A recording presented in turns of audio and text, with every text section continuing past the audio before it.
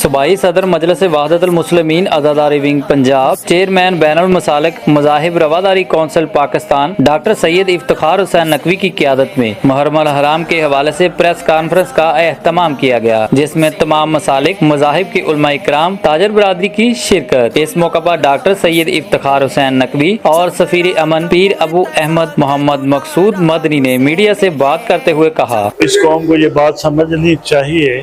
कि जब तक अमन नहीं होगा मुल्क तरक्की नहीं कर सकता, और जब तक मुल्क तरक्की नहीं करेगा अवाम में खुशहाली नहीं आ सकती। हम मुहर्रम अल हराम की मुनासिबत से आज तमाम अहले इस्लाम से ये अपील करते हैं कि अपने जो फुरूई इख्तलाफात हैं उनको बाला ताक रख के पाकिस्तान के वसी तर मफाद के लिए, पाकिस्तान की तरक्की और खुशहाली के लिए,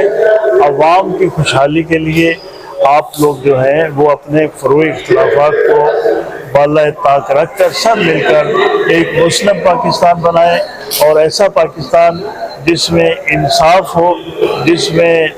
जालिम को सज़ा मिले, जिसमें मजलूम की दादरसी हो, और जिसमें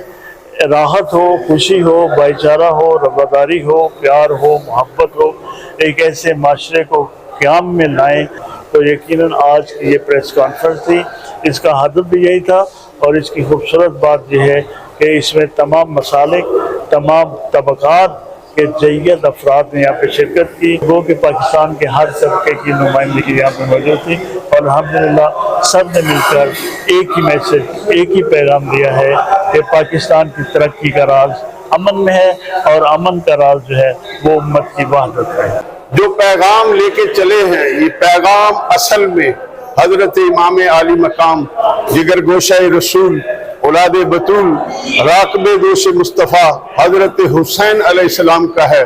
चूँकि जब देखा दीन में खराफात पैदा हो रही हैं, मेरे नाने की सुन्नत को पामाल किया जा रहा है, अपने नाने की सुन्नत को जिंदा करने के लिए, दीन इस्लाम की बका के लिए, कुरान की बका के लिए, मुस्लिम उम्मा की बका के लिए हजरत हुसैन ने जो पैगाम दिया वो यही है कि हम मिल्लत वाहद हैं, हम उम्मत मुस्तफ़ा हैं, हम कुरान को मानने वाले हैं, हम रब्बे जुल जलाल को मानने वाले हैं, और मुस्तफ़ा जान रहमत की सुन्नतों पे अमल करने वाले हैं। इसी सिलसिले को फरोग देने के लिए, वतन अजीम पाकिस्तान के अंदर अमन को कायम करने के लिए, सलामती को कायम करने के लिए, अदारों से वफादारी करने के लिए डॉक्टर साहब क़िबला का हमेशा